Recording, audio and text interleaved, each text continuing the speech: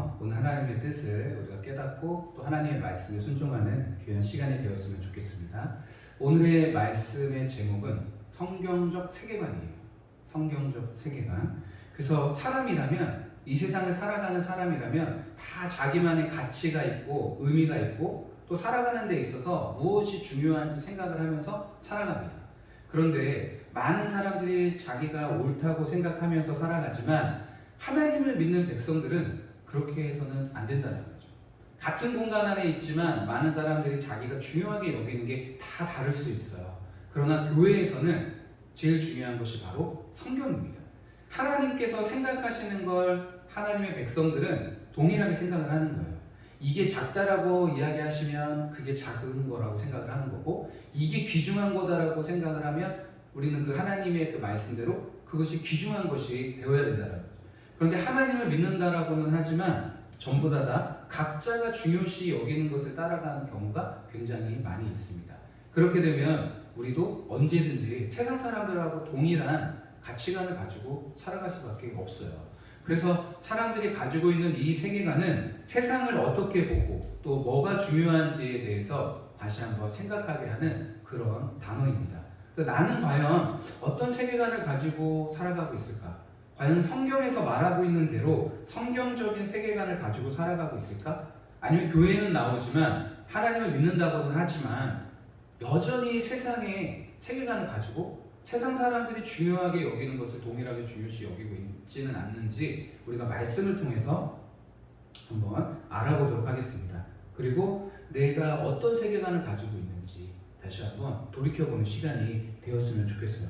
그래서 같은 시대를 살고 있지만 사람들마다 세계관이 다 다를 수 있어요. 근데 이 세계관이 왜 중요하냐면 문제를 해결하거나 인생의 목표를 잡을 때 굉장히 중요한 역할을 합니다.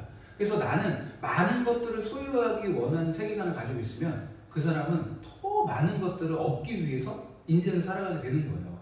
그리고 세상에서 성공하기 위한 세계관을 가지고 있으면 그 사람의 선택은 무엇을 위해서?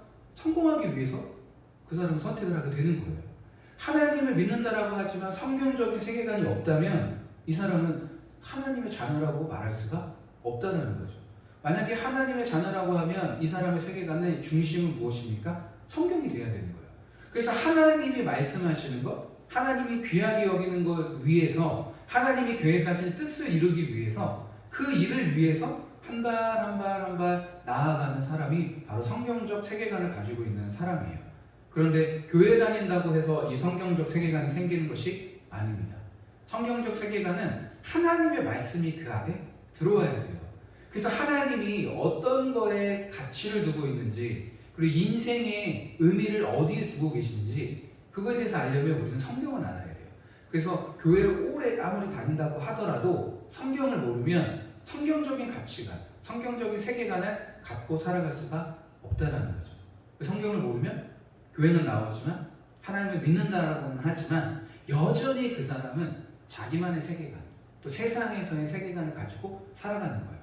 그러다 보면 결정도 하나님과 점점점 멀어지고 세상에서 더 많이 얻고 싶고 더 높아지고 싶고 더 인정받고 싶고 더 많은 걸 소유하고 싶은 그런 세계관을 가지고 살아가게 되는 거죠.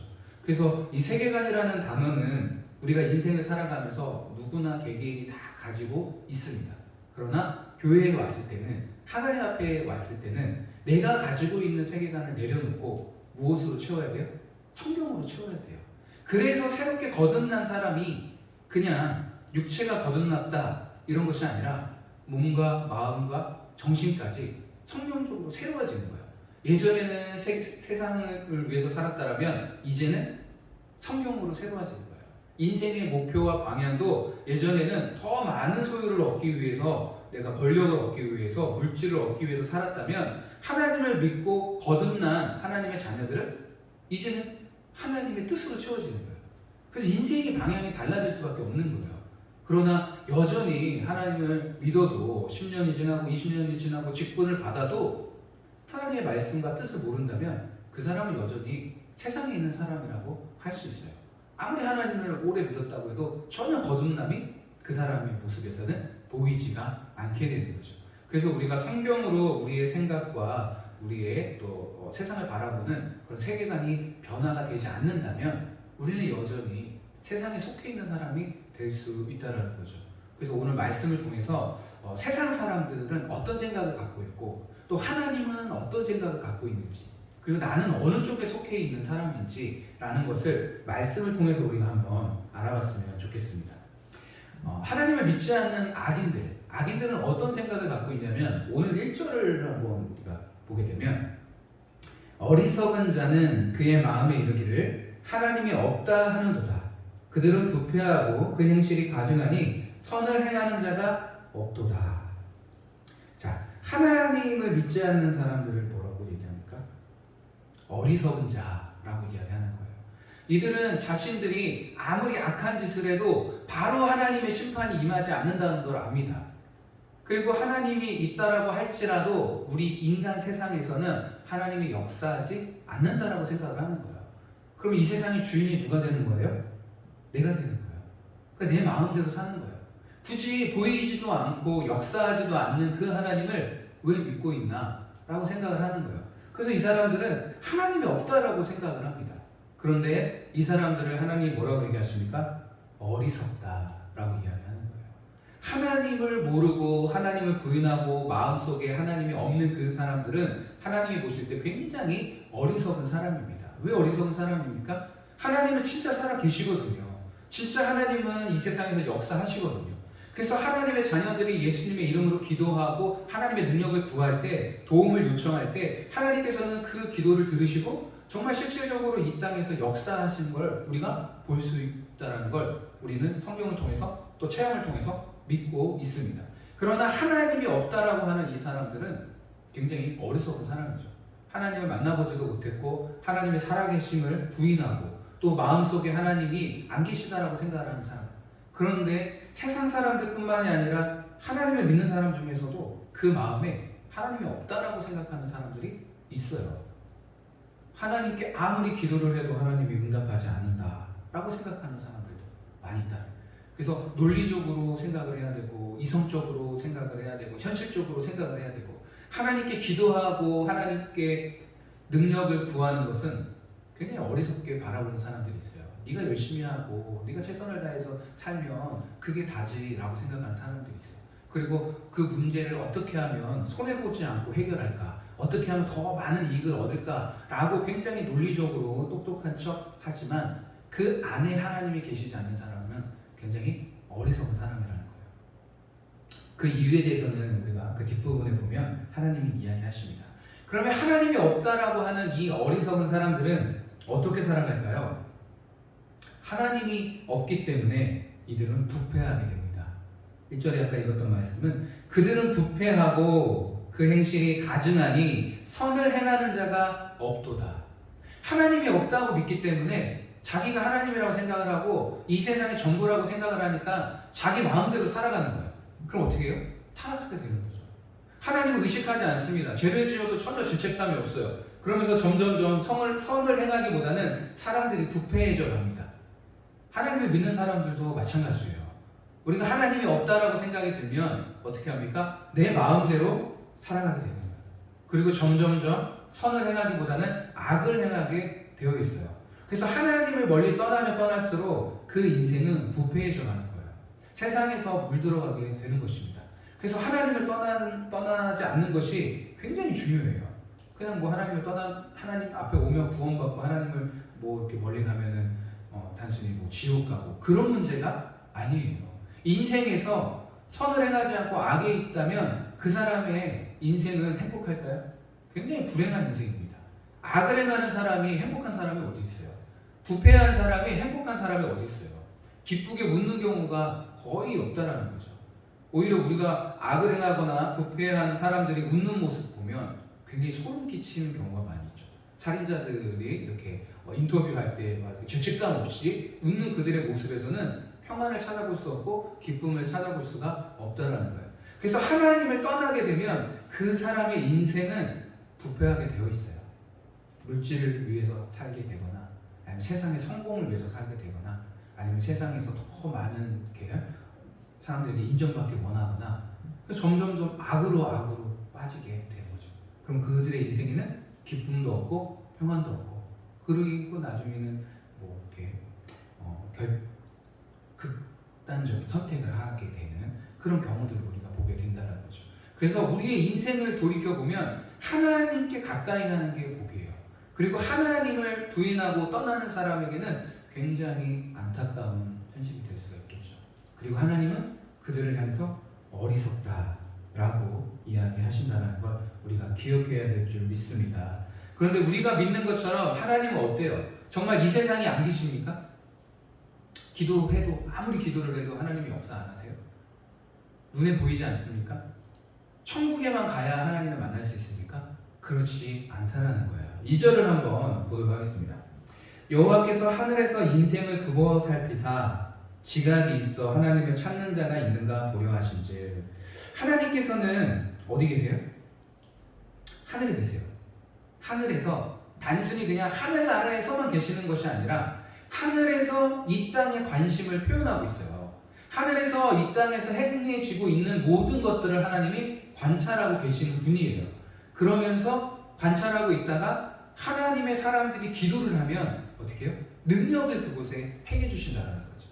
하나님께서는 이 땅을 보고 계시다가 도저히 이들에게 구원의 길이 열리지 않자 누구를 보내주세요?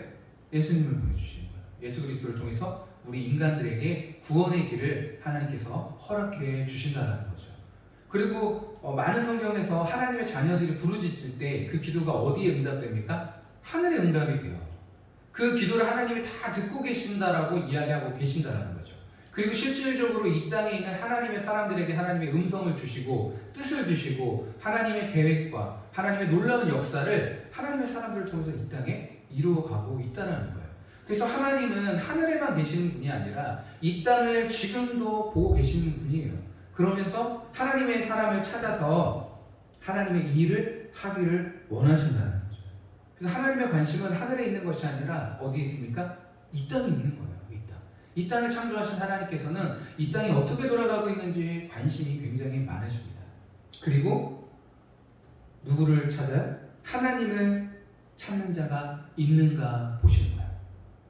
진심으로 하나님을 찾고 구하는 사람이 있는가 보신다는 거죠. 그 주인공이 바로 우리가 되어야 될 줄 믿습니다. 하나님의 관심은 지금 이 땅에 있어요. 우리에게 있어요. 하나님을 찾고 구하며 하나님의 뜻이 어디에 있는지 통틀어서 이야기하면 성경에 관심이 있는지 없는지, 성경을 통해서 우리의 삶에 말씀하시는 그 하나님을 우리가 찾고 있는지 안 찾고 있는지. 교회는 나오지만 성경에는 전혀 관심이 없어요. 하나님의 말씀에 전혀 관심이 없어요. 그 사람이 어떻게 하나님의 자녀입니까? 다시 생각을 해봐야 돼요. 성경적인 세계관을 가지려면, 성경으로 이 세상을 바라보려면, 하나님의 뜻과 하나님의 계획으로 이 세상을 바라보려면 성경을 알아야 돼요. 근데 성경을 모르는데 어떻게 하나님의 뜻과 계획을 발견할 수가 있습니까? 그냥 기도만 한다? 그거는 하나님을 믿지 않는 사람들도 주문을 외워요. 주수를 외워요. 기도를 합니다. 그러나 우리와 차이점은 뭐예요? 그들은 죽었지만, 그들은 그냥 비는 것으로 끝나지만 하나님은 우리의 기도를 들으시고 이 땅 가운데 하나님을 찾는 자들을 하나님이 찾고 계신다는 거예요. 그리고 그 사람을 찾으면 어떻게 합니까? 그 사람을 통해서 하나님의 뜻과 계획을 이룰 수 있도록 하나님이 역사를 하신다는 거예요. 그렇기 때문에 우리가 하나님의 뜻을 반드시 알아야 되겠죠. 그러려면 어떻게 해야 됩니까? 성경적인 세계관이 우리에게 있어야 된다. 하나님은 어떤 생각을 갖고 계실까? 하나님은 어떤 계획을 갖고 계실까? 하나님은 이 사건에 대해서 어떻게 생각하고 있을까? 하나님은 내가 어떻게 하기를 원하실까? 계속해서 우리의 초점과 우리의 마음이 하나님께 향해 있어야 우리의 눈도 달라지고 우리의 생각도 달라지고 우리의 마음도 달라지고 우리의 인생의 목표도 달라지게 되는 거예요. 그런데 전혀 하나님에게는 관심이 없고 그냥 힘들 때만 기도하고 하나님 찾고 도와줄 사람 없으니까 또 하나님께 나와가지고 무릎 꿇고 제발 좀 도와달라고 살려달라고 애원하고 그러다가 그게 계속해서 반복이 된다. 그러다가 내 기도가 응답이 안 되면 하나님 살아 안 계시네. 하나님은 이 땅에서 역사하지 않는다. 하나님 하늘에만 계시다. 이렇게 어리석은 생각들을 하게 된다는 거예요. 이런 사람들이 점점 많아지면 어떻게 됩니까? 3절에 보게 되면 다 치우쳐 함께 더러운 자가 되고 선을 행하는 자가 없으니 하나도 없도다. 그런 하나님에게 관심 없는 세상에서는 어떤 사람들밖에 없어요? 악에 치우친 사람밖에 없어요. 선을 행하는 사람이 한 명도 없도다 라고 오늘 본문에는 이야기하는 거예요.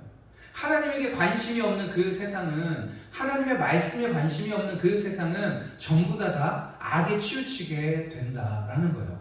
우리도 마찬가지입니다. 우리도 하나님에게 관심이 없으면, 말씀에 관심이 없으면, 말씀을 모르면 우리도 다 어디로 치우쳐요?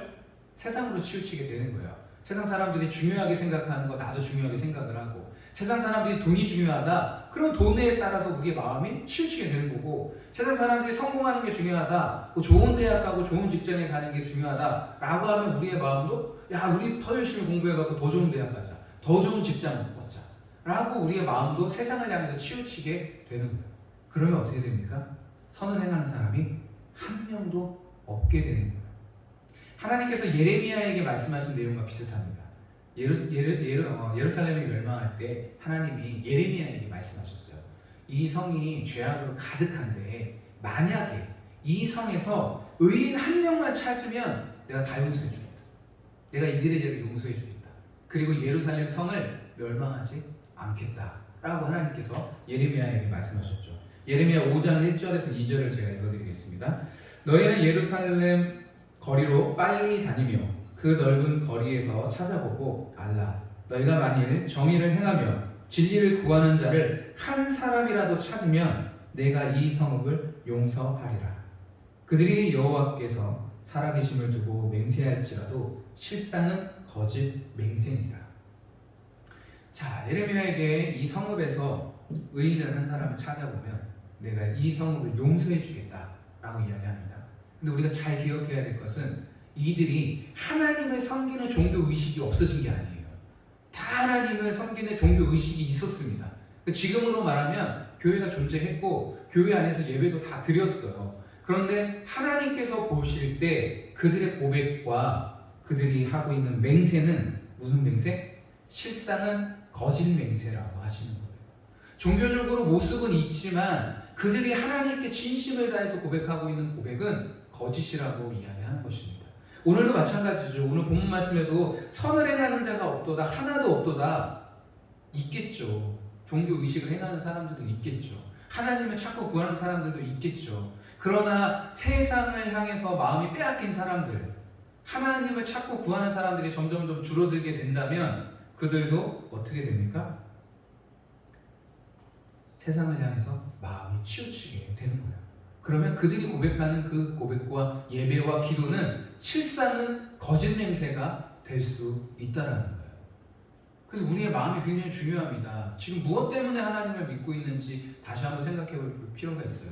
나 때문에 믿고 있습니까? 내가 잘 되려고? 내가 성공하려고? 내 지혜로는 안 되니까 하나님께 구해서 하늘의 지혜를 받고, 내 능력으로는 안 되니까 하늘의 능력을 받아서 이 땅에서 어떻게 하면 조금 더 사람들에게 존중받고 능력을 행할 수 있을까? 더 잘 살 수 있을까? 더 평안해질 수 있을까? 그런 목적이라면 우리가 하나님께 기도하는 그 기도는 실상은 거짓 맹세일 수가 있다라는 거예요. 하나님 보실 때는 거짓된 고백일 수 있다라는 거죠. 이미 우리의 세계관은 세상을 향한 세계관인데, 세상을 위해서 가지고 있는 마음인데, 하나님께 기도한들 그 사람이 잘 되면 어디 가서 살겠어요? 세상에서 잘 돼서 세상에서 살겠죠. 그럼 어떻게 됩니까? 점점 그 사람 부패해지게 되겠죠. 그리고 그 사람은 마음속의 기쁨과 평안과 안식은 점점점 사라져 가겠죠. 그리고 결국에는 하나님이 없다라고 고백까지 하게 되겠죠. 그래서 우리는 하나님 앞에 나올 때 어떤 마음으로 나오는지 다시 한번 생각해 볼 필요가 있어요. 하나님이 있다고는 하지만 내가 여전히 내 마음이 세상을 향해 있다라면, 세상에서의 성공이라면, 세상에서의 더 많은 번영이라면 우리는 이 고백이 하나님을 위한 고백이 아니라, 이 예배는 하나님을 위한 예배가 아니라 나를 위한 예배가 될 수 있어요. 내가 더 잘 살기 위해서, 더 성공하기 위해서, 더 많은 것을 얻기 위해서. 자, 우리의 마음이 누구에게 향해야 됩니까? 온전히 하나님께 향해 있어야 되겠죠. 그러면 우리는 기도가 바뀔 수밖에 없어요. 하나님의 뜻이 무엇인지, 이 세상에서 닥치는 일들에 대해서 다른 해석을 하게 되는 거예요. 아, 나는 왜 이렇게 못 살지? 아, 나는 왜 이렇게 부족하지? 나는 왜 이렇게 어리석지? 나는 왜 이렇게 사람들에게 인정을 못 받지? 이게 아니라 하나님에게 하나님의 뜻이 무엇인지 구하고 찾게 되는 거예요. 그래서 내가 현재 있는 이 상황에서 내가 하나님을 위해서 해야 될 일이 무엇일까?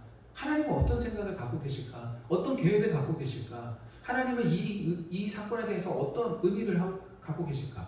그럼 나는 이제 하나님을 위해서 무엇을 해야 될까? 내가 앞으로 가야 될까? 아니면 뒤에 가서 기도를 해야 될까? 아니면 내가 이 사건을 돌아가야 될까? 다른 사람들에게 알리면서 함께 기도하며 중보 기도를 요청해야 될까? 이 여러 가지 생각들을 우리가 하나님께 집중하며 할 수 있게 되는 거죠. 이게 하나님의 사람들이 가져야 할 성경적인 세계관인 거예요.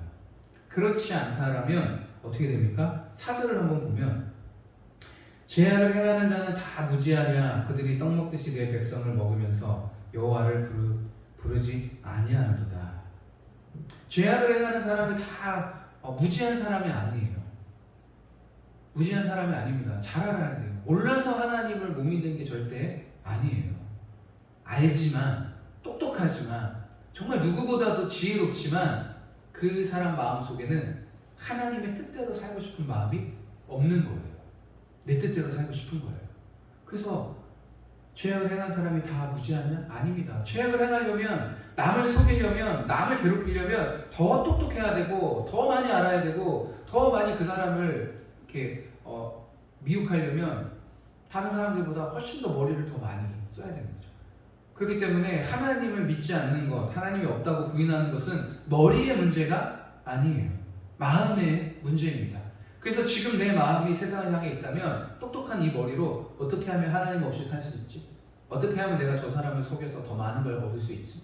어떻게 하면 내가 저 사람을 학대해가지고 내가 저 사람 위에 올라가지? 라는 생각들을 하게 된다는 거죠.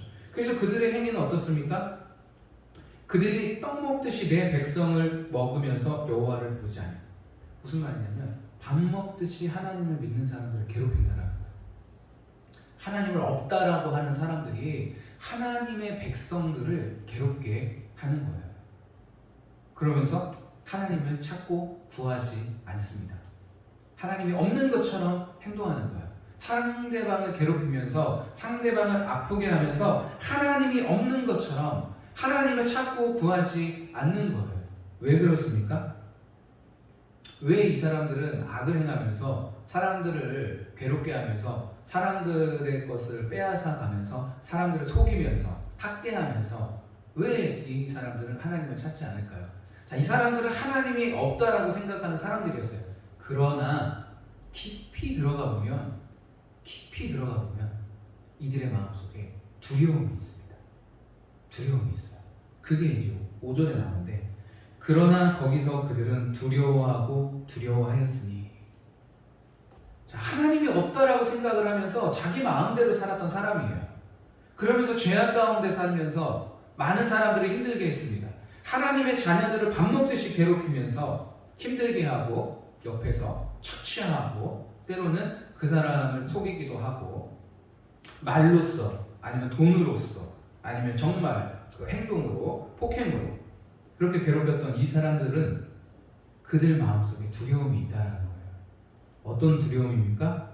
하나님이 의인의 세대에 계시미로다. 처음엔 없다라고 했어요. 없어서 자기 마음대로 살았습니다. 부패했어요. 악하게 살았어요. 점점점 선을 행하지 않고 많은 사람들을 학대하고 괴롭히고 뺏고 속이고 아픔을 주고 사기를 치고 멸시하고, 그런데 혹시 하나님이 여기 살아계신 거 아니야? 라는 생각들. 그 하나님이 이제 살아계시면 어떻게 돼요? 그들은 다 죽는 거예요. 다 심판받는 거예요. 그러니까 그들은 오히려 더 그 두려움을 폭력으로 행하게 되는 거예요. 폭력으로. 근데 그 중에는 어리석은 사람들만 있는 게 아니에요. 지혜로운 사람들도 있는 거예요. 그래서 인간의 마음속에는 하나님이 없다라고 부인하지만, 그래서 내 마음대로 살지만 더 깊이 들어가면 진짜 하나님 살아계시면 어떻게 하지? 라는 두려운 마음이 있다는 거예요. 그러니까 우리는 어떻게 해야 됩니까? 하나님이 이 세상에 살아계신다라는 것을 믿고 고백하고 그 하나님을 찾고 의지하고 도와달라고 하나님 앞에 나아가야 되는 거예요. 그 사람이 지혜로운 사람이라는 거예요. 똑똑한 사람이 아니라, 좋은 대학 나온 사람이 지혜로운 사람이 아니라 하나님이 살아계신지 살아계시지 않는지의 고백에 따라서, 그리고 하나님이 살아계시다라면 그 사람은 무엇을 위해서 기도하고 무엇을 위해서 인생을 살아야 됩니까? 하나님의 뜻을 이루기 위해서 살아야 되는 거예요. 그게 바로 성경적인 세계관을 가지고 이 세상을 바라보는 눈입니다. 그러면 악인들을 보면 어떤 생각이 들겠어요? 성경적인 세계관을 가지고 바라보면 굉장히 불쌍하죠. 하나님의 심판을 받아야 되니까. 세상의 가치관을 가지고 살아가면서 더 많은 물질과 더 많은 것들을 얻기 위해서 살아간다면 그 사람을 우리는 성경적인 세계관으로 어떻게 바라봐야 돼요? 저번에도 이야기했지만 곧 멸망길로 향해 있는 거예요. 조금만 지나면 그 사람은 멸망의 길로 갈 수밖에 없어요. 굉장히 안타깝게 바라봐야 되는 거죠. 불쌍하게, 긍휼히. 그게 바로 하나님의 마음인 거예요.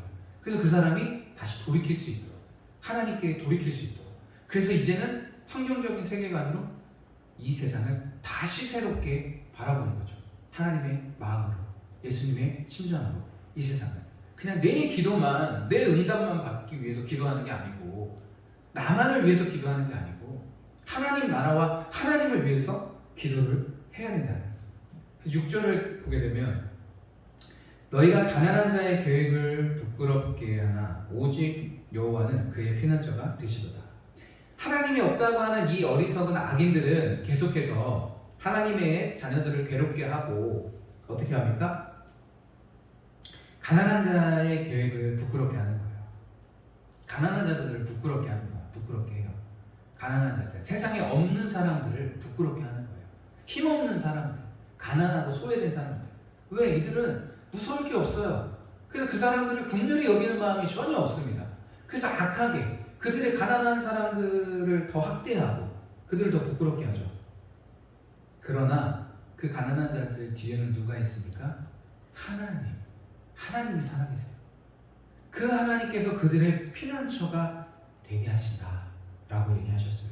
그리고 반대로 오히려 더 악하고 하나님이 없다라고 하는 그들의 삶에 하나님께서 심판으로 역사를 하신다라는 거예요. 그럼 우리는 지혜로운 자가 되려면 어떻게 해야 돼요? 하나님이 있다라고.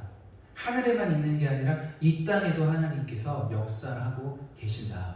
그리고 이 세상에서 우리가 학대를 받거나 힘들고 어려운 일이 있을 때에는 누가 우리의 피난처가 되어주십니까? 하나님께서 우리의 피난처가 되어주신다는 사실을 우리가 기억해야 될 줄 믿습니다.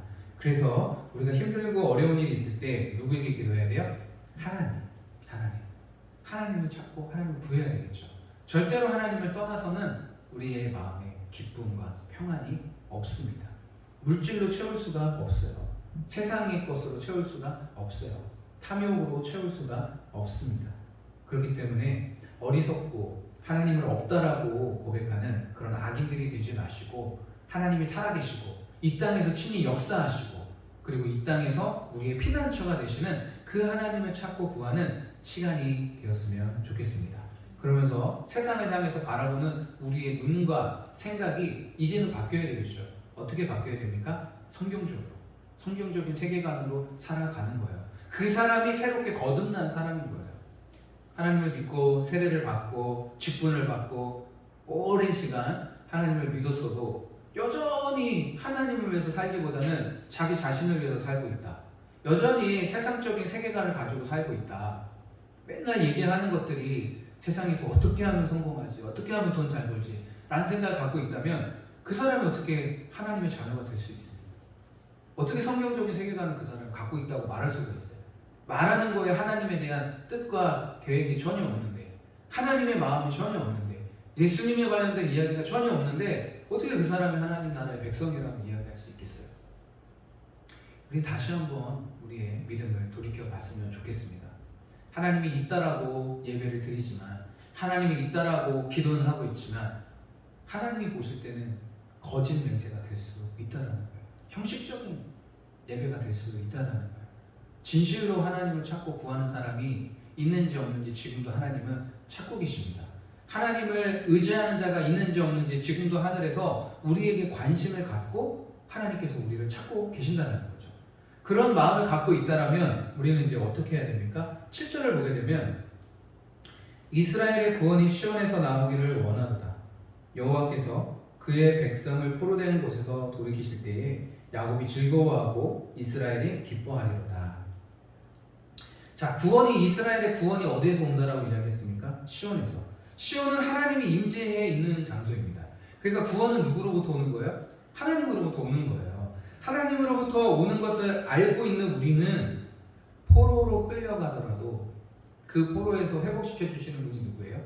하나님이라는 거예요. 실질적으로 이스라엘 백성들이 포로로 끌려갔습니다. 나라가 멸망하고 포로로 끌려갔어요. 근데 그 포로로 끌려가는 과정 속에서 누가 그들을 보호해 주셨습니까? 하나님이 보호해 주셨어요. 그리고 그들이 포로에서 풀려나게 되고 해방이 되는 그 역사 속에서도 누가 역사하셨어요? 하나님께서 역사하셨어요. 나라가 그들을 해방시켜 준 것이 아닙니다. 그리고 그들이 하나님께서 구원해 주시고 해방해 주셨을 때 실질적으로 그들이 돌아왔을 때 그들의 마음속에는 기쁨과 즐거움이 회복됐다는 거예요. 그래서 우리 안에 기쁨과 즐거움을 회복시켜 주실 분은 누구밖에 없어요? 하나님밖에 없어요. 그런데 이러한 역사를 누구를 통해서 역사하십니까? 하나님의 자녀들을 통해서. 하나님을 진심으로 찾고 구하는 그 하나님의 자녀들을 하나님께서 지금 하늘에서 보고 계시는 거예요. 그리고 그 사람을 찾게 된다면 하나님은 이제는 그 사람에게 하나님의 생각과 뜻이 무엇인지 알게 해주시고 그 사람을 통해서 이 땅에 하나님의 뜻과 계획이 실현될 수 있도록 하나님 역사를 하시는 거예요. 그런데 하나님께 전혀 관심이 없다면 하나님은 그 사람을 위해서 역사하실까요? 그렇지 않아요. 세상에 있다면 그 사람이 기도하는 것 세상에서 더 잘 되기 위한 그러면 그 사람은 하나님께 돌아올 가능성이 점점 줄어드는 거예요. 그래서 부자가 천국에 가기가 그렇게 어려운 거예요. 마음에 하나님이 필요가 없거든요. 하나님이 없어도 되거든요. 그러니까 하나님을 찾을 이유도 없고 하나님을 위해서 내 삶을 포기할 이유도 전혀 없는 거예요. 난 지금이 너무 좋아. 지금대로만 살면 돼. 그러나 하나님의 말씀은 그들은 점점점 멸망의 길로 가까워지고 있다라고 얘기합니다. 그들은 곧 있으면 하나님의 심판을 피할 수가 없게 된다. 그러나 하나님을 믿고 하나님을 찾고 하나님을 구하는 사람에게는 하나님께서는 환난 날에 피난처가 되어주시고 혹시라도 우리의 인생에서 실패를 경험할 수 있어요. 내가 포로로 끌려갈 수 있어요. 내가 모든 것을 잃어버릴 수 있어요. 그러나 그걸 회복해 주시는 분이 누구예요? 하나님. 그리고 기쁨과 즐거움을 우리에게 맛볼 수 있도록 하나님께서 역사를 하신다는 거예요. 그래서 우리의 삶 가운데 정말 하나님의 역사하심을 믿으셨으면 좋겠어요. 부인하지 않으셨으면 좋겠어요.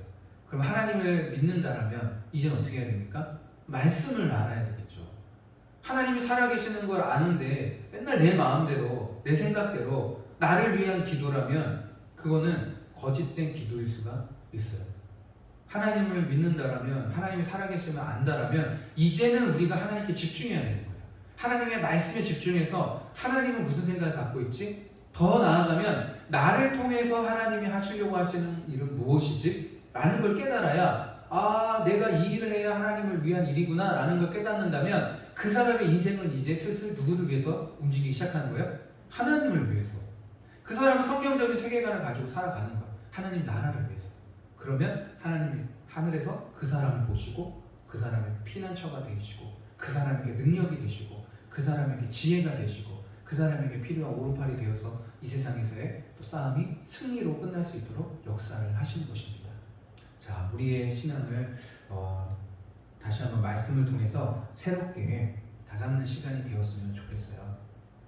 그래서 하나님께서 하늘에서 보실 때 네가 나를 진짜 찾고 있구나. 네가 진짜 나를 위해서 기도하고 있구나. 진짜 네가 나를 위해서 신앙생활을 하고 있구나. 나를 위한 인생을 계획하고 있구나. 라는 그런 하나님의 마음에 합한 그런 자녀들이 되었으면 좋겠습니다. 그래서 온전히 하나님의 뜻을 이루는 귀한 하나님 나라의 백성이 되기를 소망합니다.